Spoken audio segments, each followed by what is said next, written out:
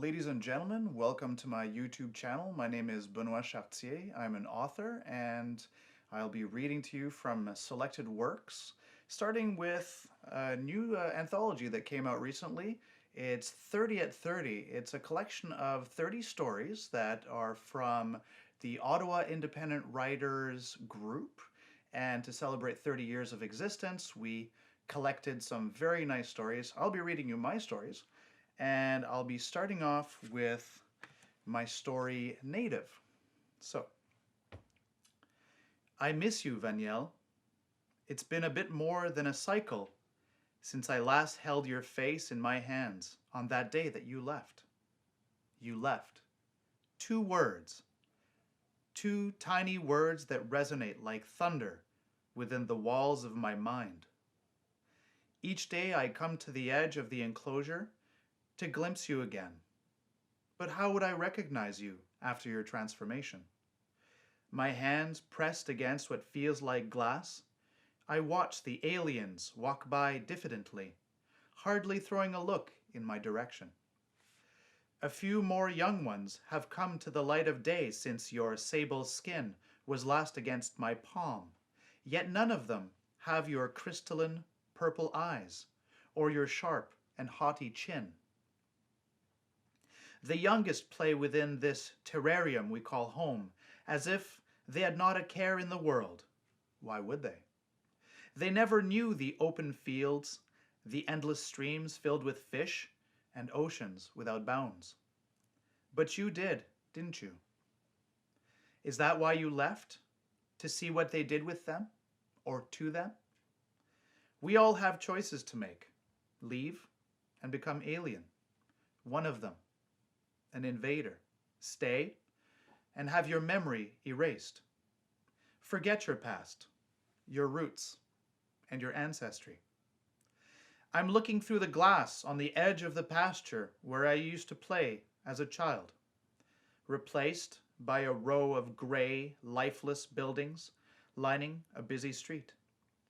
I'm sitting cross-legged and pondering the creatures I see walking up and down, living their lives, oblivious to my existence, oblivious to my pain. To them, I am the alien, the one to look down upon. On my side, grasses held still for lack of wind. The glass wall, 3 feet thick, 25 feet tall, running straight and smooth for a mile at least, turning 90 degrees, going another mile, doing the same 3 more times, and rejoining this wall. The corners are curved and offer no purchase. All is slick and smooth and indestructible. We know. We tried. One entrance, or rather, exit only. And we know well what happens to those who depart. Gene replacement therapy to become an imperfect version of the aliens who placed the open-aired glass box over our village so many moons ago. That child walking by, sneering with derision, mouthing words like spitting. I know what he thinks of me, yet even if I did as you, Vaniel, I would still be taunted and shunned. Yet sometimes I come and think I do see you in a smile or a tress or the long-legged gait of a particularly beautiful female. Your absence is the equivalent weight of the black hole Corvallis that siphons Gamma Majoris into its blackness, while Gamma Minore continues to shine and evade its grasp. And, just like Gamma Majoris, I feel myself growing less and less every day. It was because of the others, I suspect, that you packed your things that day. I remember it had only been a month since their arrival, but you would tell me every day of your growing unease and anger. Why had they transferred so many of our cousins and far-off neighbors into our tiny village anyhow? Did they not think that our living 20 per dwelling was not excessive? That it would create problems? I'm sure you certainly thought so, I resolved to make my own lean-to on the edge of the village, but I would often come home to find it torn down. I suspect newcomers were responsible, but I shy away from blaming our own kind. Things are difficult enough as it is. And every night we drink to forget. We drink the golden poison the alien race has bestowed upon us, as if disease, mind wipe, the theft of our home and land, and a never-ending torture of a life without future and hope were not enough. The Shashan drives us insane, lustful, and violent. Was it the passing of your sire that cemented your decision? When Elder Grael took his life spark down the shy path to waiting Vorkalis? Too early, too early. The tears I dried for weeks and months, your hollow cheeks, dark pools where smiles went to die. I could have stopped you.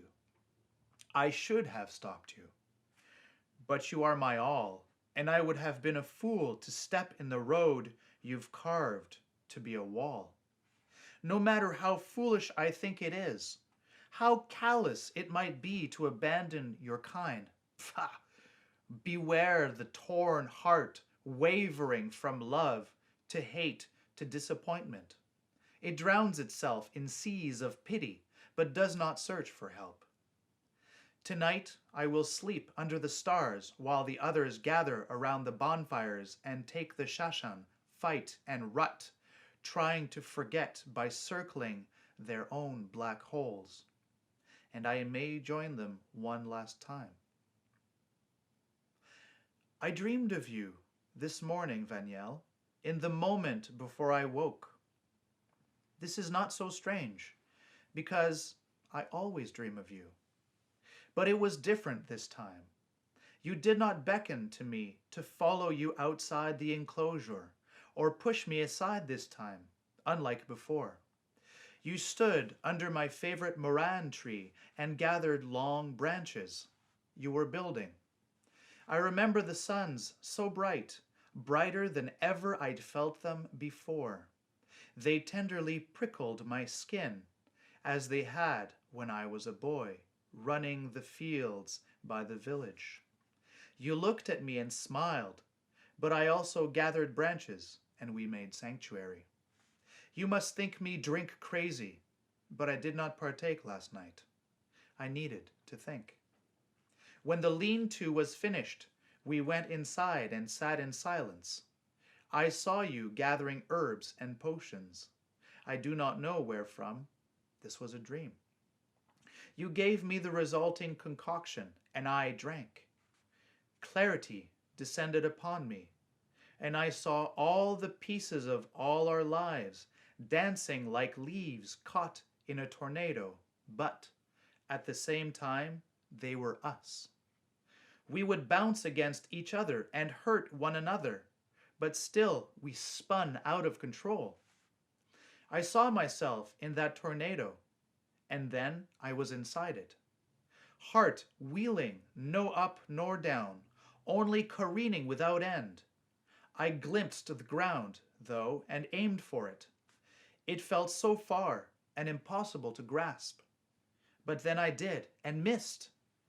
What a horrid feeling to rise up again, hitting the others, hearing their shrieks in the maelstrom, but not being able to do anything about it. I gathered all my strength, and when the ground returned to me, I planted both my hands, my arms, deep into the soil and stuck there, swaying like a halu tree. But I did not let go. The others saw this, and they too tried the same. Some hung onto me. Others tried planting themselves firmly into the ground. Those who managed to grab on were saved. Those who did not blew away in the storm. Then it was calm, and we looked at each other and laughed. I cried, I laughed so much, with my hands planted all the way to my elbows in the rich, deep earth. I howled laughter with those who'd held on and stayed with me. Then I returned to my body. I saw it had been a vision, but I still felt the earth tickling my elbows, its cool embrace around my hands. You looked at me, smiling. Oh, Vanielle, I could never resist your smile. You know that. I felt a shining within myself that could have erased scars. I woke up inside my lean-to. I walked, as I always did, to the glass wall that cut our two worlds in twain like a knife. One hand on the chill transparency, I observed the denizens of the other side without animosity, longing, or fear. Why would I? I had, with your help, built sanctuary in my heart. I have to admit, my first urge was to run outside to try find you. You would have laughed, I am sure, to see me in my new skin. I know I could recognize you now, whatever you may look like. No, I will stay here for a while. Our people are in pain, and I have to show them how to replant their roots before what is left of them is blown away into nothingness. We owe it to ourselves to live, but not only that, to thrive. Our culture must live on in whatever form it takes. What has been forgotten must be relearned. The roots that have been cut, replanted. There must be pride and direction and purpose for us. I have no doubt we will make it through, stronger than before. Old Vorkalis will have to wait a while longer for us to travel the shy path into his gaping maw. I know this because I have hope, because you never let me give up.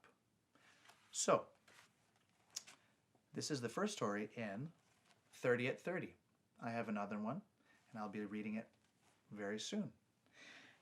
If you like these stories, I would recommend that you click the link to Amazon, where I have a wonderful novel that you can go check out. It's a science fiction novel, and it's my pride and joy. And I'm working on a whole bunch of other interesting things at the moment, and I will let you know as soon as I am done. So there you go. Have a great day.